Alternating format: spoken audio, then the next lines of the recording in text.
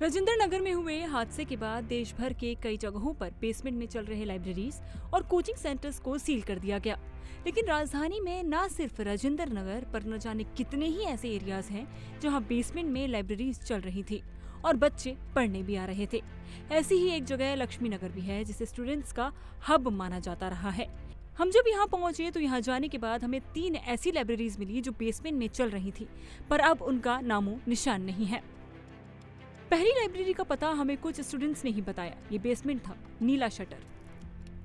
हम पास ही के गेट में घुसे, पूछा तो उन्होंने क्या कुछ कहा, चलिए सुना देते हैं। 1.5 महीने से बंद है। कब से चल रही थी? बहुत दिन, मतलब 1.5-2 महीने चली थी। हाँ, 1.5-2 महीने चली थी, बंद है। 1.5-2 महीने से बंद है, उससे पहले चल रही थी। यहाँ तो बोर्ड भी नहीं लगा लाइब्रेरी का। लगा हुआ नहीं है, लेकिन है। लाइब्रेरी नीचे जाके बेसमेंट में है। कब बंद हुई है ये लाइब्रेरी?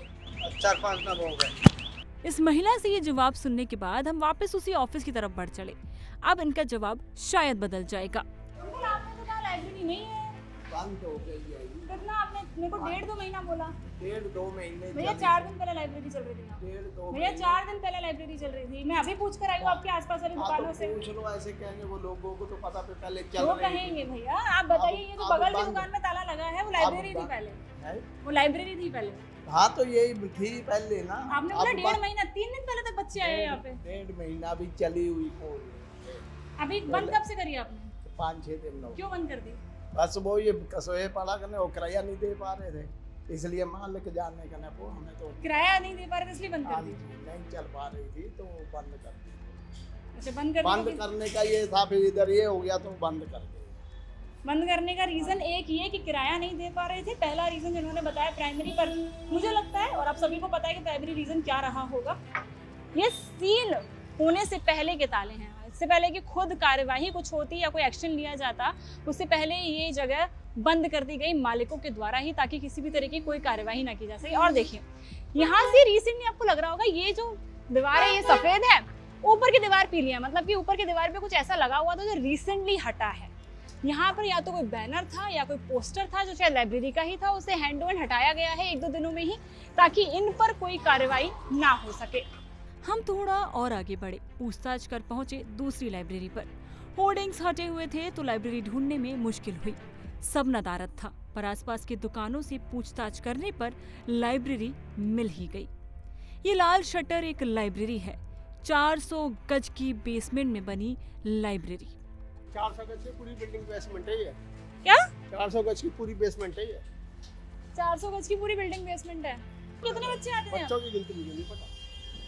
पूरी बेसमेंट में लाइब्रेरी चल रही थी और अब नहीं है? 3-4 दिनों से कोई नहीं है, या तो बोर्ड भी नहीं लगा। सब खत्म कर दिया। सब खत्म कर दिया। आपको दिखा देते हैं लाइब्रेरी एक बार, जो कल तक थी, 3 दिन पहले तक थी, अब नहीं है। इस लाइब्रेरी को ताला लगाया गया है, जो यहाँ के मालिकों ने खुद इस पर ताला लगाया है ताकि उन पर कोई कार्यवाही ना हो। और अब यहाँ से सारे बोर्ड्स हटा दिए गए हैं किसी भी तरीके की कार्यवाही से बचने के लिए। और अगर इससे अप्रूवल था तो भागे क्यों? सबसे बड़ा सवाल यही है। इन गलियों को देखिए, अगर यहाँ किसी भी तरह की कोई भी अनहोनी हो जाती है तो यहाँ से ना ही एम्बुलेंस और ना ही फायर ब्रिगेड निकल पाएगी और ना ही किसी तरह की मदद पहुँच पाएगी।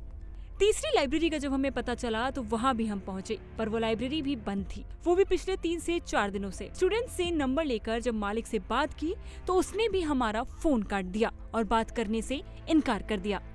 हमने आपके सामने महज 3 लाइब्रेरियाँ पेश की हैं, पर इसके अलावा ऐसी बहुत सी लाइब्रेरियाँ थी जो यहाँ शायद चल रही थी और अब उनके आगे से होर्डिंग्स, पोस्टर्स, बैनर्स सब हटा दिए गए हैं ताकि वो सिर्फ एक शटर नजर आए। यहाँ न सिर्फ लाइब्रेरी बल्कि जिम और इंस्टीट्यूट्स भी चल रहे थे जो अब बंद कर दिए गए हैं, या फिर ये कहें कि वो खुद बंद हो गए हैं। पर कब तक ये बंद रहेंगे? एक दिन फिर खुलेंगे और फिर आएगी तबाही की बारिश जो सब ले डूबेगी। एक माँ की आखिरी उम्मीद, एक बाप का सहारा और किसी बच्चे का एक छोटा सा सपना, जिसे पूरा करने के लिए वो शायद अब कभी भी अपनी आंखें ना खोले।